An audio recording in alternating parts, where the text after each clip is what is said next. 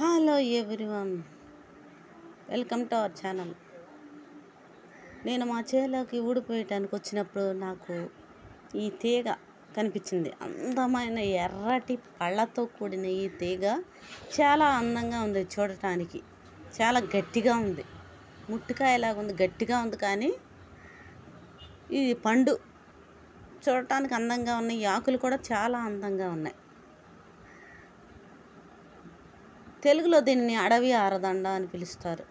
దీని యొక్క శాస్త్రీయ నామం ట్రైకోసాంథెస్ కుకుమెరినా. ఇది ట్రైకోసాంథెస్ జాతికి చెందినటువంటి మొక్క.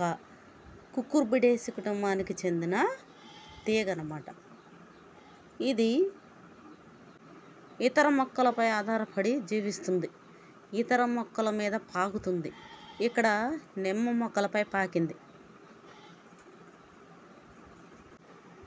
ఈ పండు చాలా అందంగా ఉంది. ఆకులు చూసారా ఎంత అందంగా ఉందో. 3-5 కరపత్రాలతో విభజించబడి ఉంది. తీగ చాలా బాగుంది.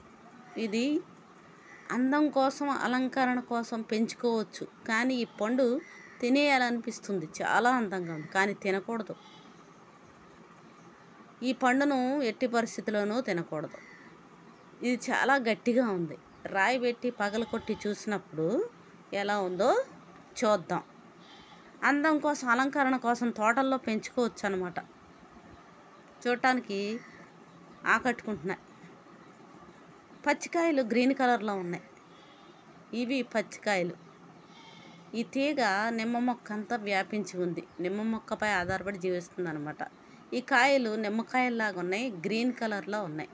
చూసారా, ఇవి నిమ్మకాయలు కాదు, అవే కాయలు. వీటిని తినకూడదు. క్లైంబర్ అంటే తీగ. స్కిప్ చేయకుండా చూడండి, లైక్ చేయండి, షేర్ చేయండి, అంటే సబ్స్క్రైబ్ చేయండి. ఈ కాయ నేను ఇప్పుడు పగలగొడతాను. ఎలా ఉంటుందో చూద్దాం. పైన తొక్క కూడా చాలా మందంగా ఉంది. లోపల గింజలు గ్రీన్ కలర్లో ఉన్నాయి, నాచులా ఉన్నాయి, శిలీంధ్రాల్లాగా ఉన్నాయి అన్నమాట. కాబట్టి దీన్ని నేను బాబాయ్ అనుకున్నాను, పడేసేసాను. ఇవి గింజల ద్వారా వ్యాపిస్తుంది అన్నమాట. ఇదిగో లోపల నాచులా ఉంది, గింజలు ఉన్నాయి. చూసారా?